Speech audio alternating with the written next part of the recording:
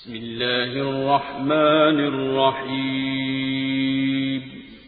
রহমান রহিম আল্লাহ তাআলার নামে। সূরা সাদ। সাদ। উপদেশ ভরা এ কোরআনের শপথ, তুমি অবশ্যই আল্লাহ তাআলার একজন রাসূল। কিন্তু কাফেররা এ ব্যাপারে ঔদ্ধত্য ও গোঁড়ামিতে ডুবে আছে। এদের আগে আমি কত জনপদকে ধ্বংস করে দিয়েছি। আযাব আসার পর তারা সাহায্যের জন্য আর্তনাদ করেছে, কিন্তু সে সময় তাদের পালানোর কোনো উপায় ছিল না। এরা একথার উপর আশ্চর্য বোধ করেছে যে তাদের কাছে তাদেরই মাঝ থেকে একজন সতর্ককারী নবী এলো। নবীকে দেখে কাফেররা বলল, এ হচ্ছে একজন জাদুকর, মিথ্যাবাদী।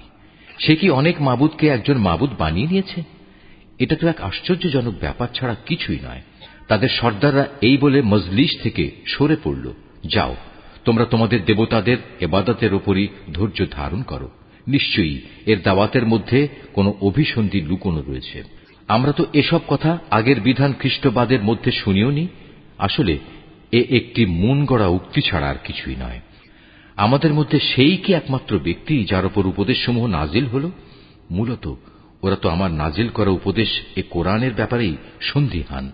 আসলে তারা তখনও আমার আযাবের স্বাদ আস্বাদনই করেনি। হে নবী, তাদের কাছে কি তোমার মালিকের অনুগ্রহের ভাণ্ডার পড়ে আছে, যিনি মহাপরাক্রমশালী ও মহান দাতা? আসমান সমূহ ও জমিনের মধ্যবর্তী সমস্ত কিছুর উপর আছে কি তাদের কোনো সার্বভৌমত্ব? থাকলে তারা সিঁড়ি লাগিয়ে আসমানে আরোহণের ব্যবস্থা করুক। অন্য বহু বাহিনীর মতো এ বাহিনীও পরাজিত হবে। এদের পূর্বেও রাসূলদের এভাবে মিথ্যাবাদী বলেছিল নূহ, আদ ও কিলক বিশিষ্ট ফেরাউনের জাতি, সামুদ, লূত সম্প্রদায় এবং বনের অধিবাসীরাও। তারা তাদের স্ব স্ব নবীকে মিথ্যাবাদী বানিয়েছে। প্রভাব প্রতিপত্তির দিক থেকে বড় বড় দল তো ছিল সেগুলোই। ওদের প্রত্যেকেই রাসূলদের মিথ্যাবাদী বলেছে। ফলে আমার আযাবের ফয়সালা ওদের উপর প্রযোজ্য হয়ে গেল। এরা অপেক্ষা করছে এক মহা গর্জনের, আর তখন কারো কিন্তু কোনো অবকাশ থাকবে না। এই নির্বোধ লোকেরা বলে, হে আমাদের মালিক, হিসাব কিতাবের দিনের আগেই আমাদের পাওনা তুমি মিটিয়ে দাও। হে নবী, এরা যেসব কথাবার্তা বলে তুমি এর উপর ধৈর্য ধারণ করো এবং এজন্য আমার শক্তিমান বান্দা দাউদকে স্মরণ করো। সে ছিল আমার প্রতি নিবিষ্ট।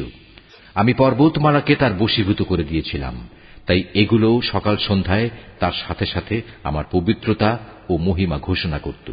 অনুরূপ পাখি কুলকেও তার বশীভূত করে দিয়েছিলাম।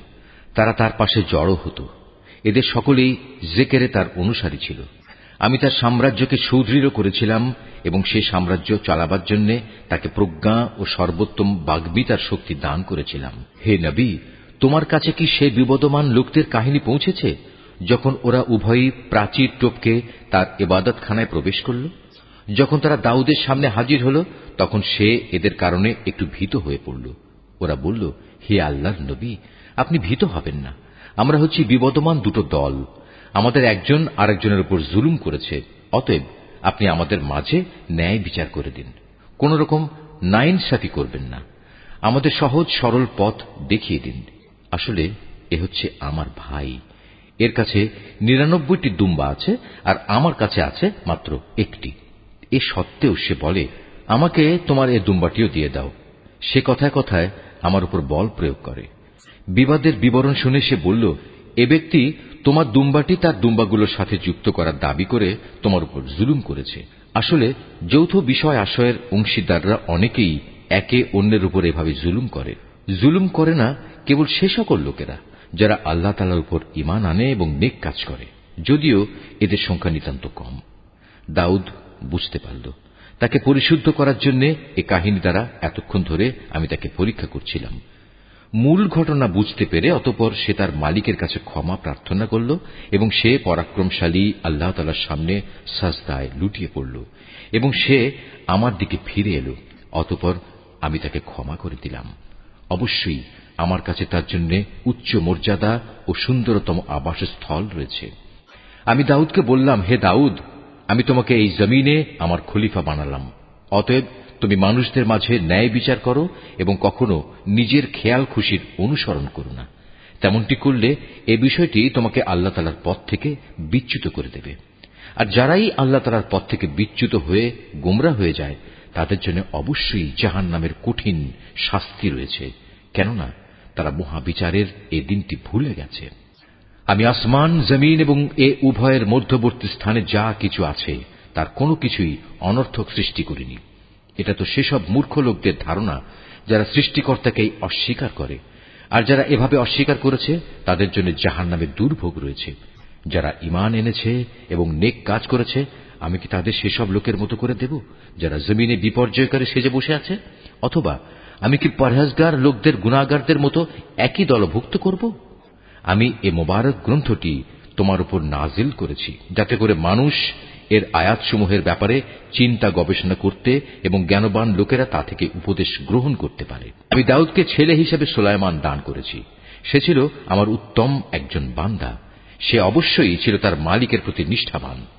এক অপরাহ্নে যখন তার সামনে দ্রুতগামী ও উৎকৃষ্ট কয়েকটি ঘোড়া পেশ করা হল, তখন সে বলল, আমি তো আমার মালিকের স্মরণ ভুলে এদের প্রীতিতে মজে গিয়েছিলাম। এদিকে দেখতে দেখতে সূর্যও প্রায় ডুবে গেছে। নামাজের কথা চিন্তা না করে সে বলল, কোথায় সে ঘোড়া? সেগুলো আমার সামনে নিয়ে এসো। এগুলো আনা হলে সেগুলোর পা ও গলদেশ সমূহে স্নেহের হাত বুলিয়ে দিল এবং এদের ভালোবাসায় নামাজ ভুলে যাওয়ার জন্য দুঃখ প্রকাশ করল। আমি নানাভাবেই সুলাইমানকে পরীক্ষা করেছি। একবার তার সিংহাসনের উপর একটি নিষ্প্রাণ দেহ আমি রেখে দিয়েছিলাম, যাতে করে সে আমার ক্ষমতা বুঝতে পারে।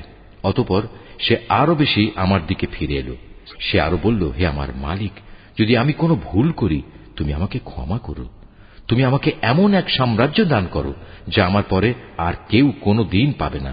তুমি নিশ্চয়ই মহাদাতা। সে অনুযায়ী তখন আমি বাতাসকেও তার অধীন করে দিলাম। তা তার ইচ্ছা অনুযায়ী অবাধে তাকে নিয়ে সেখানেই নিয়ে যেত যেখানেই সে যেতে চাইত। জিনদেরও তার অনুগত বানিয়ে দিলাম, যারা ছিল প্রাসাদ নির্মাণকারী ও সমুদ্রের ডুবুরি। শৃঙ্খলিত অন্যান্য আরো অনেককেও আমি তার অধীন করে দিয়েছিলাম। আমি বললাম, এ সবই হচ্ছে আমার দান। এ থেকে তুমি অন্যদের কিছু দাও কিংবা নিজের কাছে রাখো, এর জন্য তোমাকে কোনো হিসাব দিতে হবে না। অবশ্যই তার জন্য আমার কাছে রয়েছে উঁচু মর্যাদা ও সুন্দর নিবাস। হে নবী, তুমি আমার বান্দা আইয়ুবের কথা স্মরণ করো, যখন সে তার মালিককে ডেকে বলেছিল, হে আল্লাহ, শয়তান তো আমাকে যন্ত্রণা ও কষ্টে ফেলে দিয়েছে। আমি বললাম, তুমি তোমার পা দিয়ে ভূমিতে আঘাত করো। জমিনে আঘাত করার পর যখন পানির একটি কূপ বেরিয়ে এলো, তখন আমি আইয়ুবকে বললাম, এ হচ্ছে তোমার পরিষ্কার করা ও পান করার উপযোগী পানি। আমি তার সাথে তার পরিবার পরিজন ও তাদের সাথে একই পরিমাণ অনুগ্রহ দান করলাম। এটা ছিল আমার পক্ষ থেকে রহমতের নিদর্শন ও জ্ঞানবান মানুষদের জন্য উপদেশ। আমি তাকে বললাম, তুমি তোমার হাতে এক মুঠো তৃণলতা নাও এবং তা দিয়ে তোমার স্ত্রীর শরীরে মৃদু আঘাত করো। তুমি কখনো শপথ ভঙ্গ করো না। নিঃসন্দেহে আমি তাকে ধৈর্যশীল পেয়েছি। কত উত্তম বান্দা ছিল সে। সে ছিল আমার প্রতি নিবেদিত। হে নবী, তুমি আমার বান্দাদের মধ্যে ইব্রাহিম, ইসহাক ও ইয়াকুবকে স্মরণ করো। ওরা সবাই ছিল শক্তিশালী ও সূক্ষ্মদর্শী। আমি একটি বিশেষ ব্যাপারে এই পরকাল দিবসের স্মরণ গুণের কারণে তাদের নেতৃত্বের জন্য নির্দিষ্ট করে নিয়েছিলাম। অবশ্যই এরা সবাই ছিল আমার কাছে মনোনীত উত্তম বান্দাদের অন্তর্ভুক্ত। হে নবী, তুমি আরো স্মরণ করো ইসমাইল, ইয়াসা ও জুলকিফলের কথা। এরাও সবাই ভালো মানুষের অন্তর্ভুক্ত ছিল। এ বিবরণ হচ্ছে একটি মহৎ দৃষ্টান্ত। অবশ্যই পরহেজগার লোকদের জন্য উত্তম আবাসের ব্যবস্থা রয়েছে। সে উত্তম আবাস হচ্ছে চিরস্থায়ী এক জান্নাত, যার দরজা হামেশাই তাদের জন্য উন্মুক্ত থাকবে। সেখানে তারা আসীন হবে হেলান দিয়ে। সেখানে তারা পর্যাপ্ত পরিমাণ ফলমূল ও পানীয় সরবরাহের আদেশ দেবে। তাদের পাশে আরো থাকবে আনত নয়না সমবয়স্কা তরুণীরা। হে ঈমানদাররা, এ হচ্ছে সেসব নিয়ামত যা বিচার দিনের জন্য তোমাদের প্রতিশ্রুতি দেয়া হচ্ছে। এ হচ্ছে আমার দেয়া রিজিক যা কখনো নিঃশেষ হবে না। এ তো হল নেককারদের পরিণাম।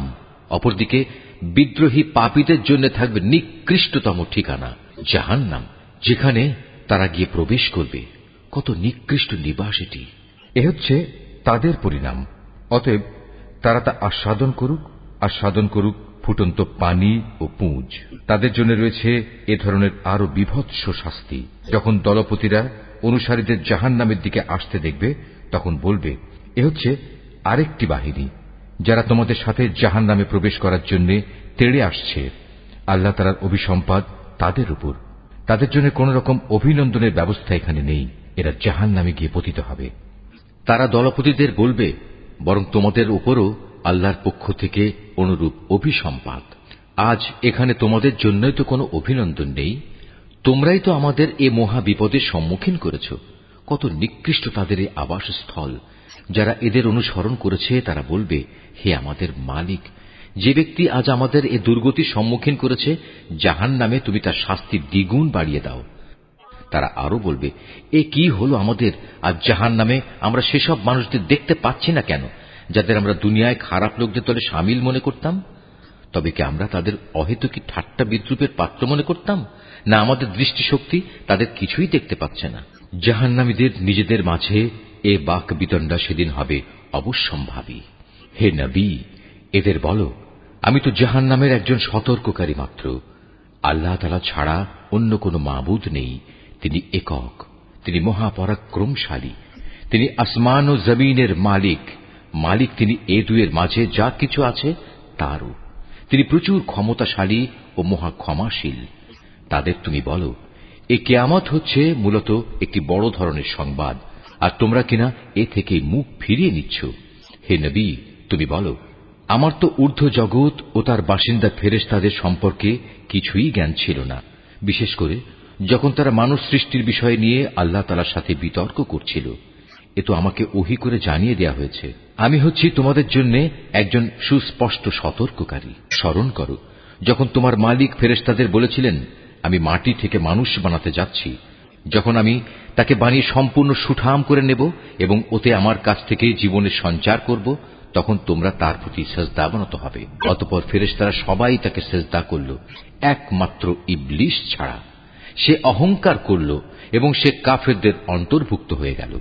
আল্লাহ তাআলা বললেন, হে ইবলিস, তোমাকে কোন জিনিসটি তাকে সাজদা করা থেকে বিরত রাখল, যাকে আমি স্বয়ং নিজের হাত দিয়ে বানিয়েছি? তুমি কি এমনই ঔদ্ধত্য প্রকাশ করলে? না তুমি কোনো উচ্চ মর্যাদা সম্পন্ন কেউ? সে বলল, হ্যাঁ, আমি তো তার চাইতে শ্রেষ্ঠ। তুমি আমাকে আগুন থেকে বানিয়েছ আর তাকে বানিয়েছ মাটি থেকে। তখন আল্লাহ তাআলা বললেন, তুমি এখান থেকে এখনই বেরিয়ে যাও, কেননা তুমি হচ্ছ অভিশপ্ত। তোমার উপর আমার অভিশাপ থাকবে শেষ বিচারের দিন পর্যন্ত। সে বলল, হ্যাঁ, আমি বেরিয়ে যাচ্ছি। তবে হে আমার মালিক, তুমি আমাকে সেদিন পর্যন্ত অবকাশ দাও যেদিন সব মানুষদের দ্বিতীয়বার জীবিত করে তোলা হবে। আল্লাহ তাআলা বললেন, হ্যাঁ, যাও। যাদের অবকাশ দেয়া হয়েছে তুমিও তাদের অন্তর্ভুক্ত। অবধারিত সময়টি আসার সেই নির্দিষ্ট দিন পর্যন্ত তুমি থাকবে। সে বলল, হ্যাঁ, তোমার ক্ষমতার কসম করে আমি বলছি, আমি তাদের সবাইকে বিপথগামী করে ছাড়ব, তবে তাদের মধ্যে যারা তোমার একনিষ্ঠ বান্দা তাদের ছাড়া। আল্লাহ তাআলা বললেন, এ হচ্ছে চূড়ান্ত সত্য, আর আমি এ সত্য কথাটাই বলছি। তোমার ও তোমার অনুসারীদের সবাইকে দিয়ে আমি জাহান্নাম পূর্ণ করবই। হে নবী, তুমি বলো, আমি এ কাজের জন্য তোমাদের কাছে কোনো পারিশ্রমিক দাবি করছি না। না যারা লৌকিকতা করে, আমি তাদের দলের লোক।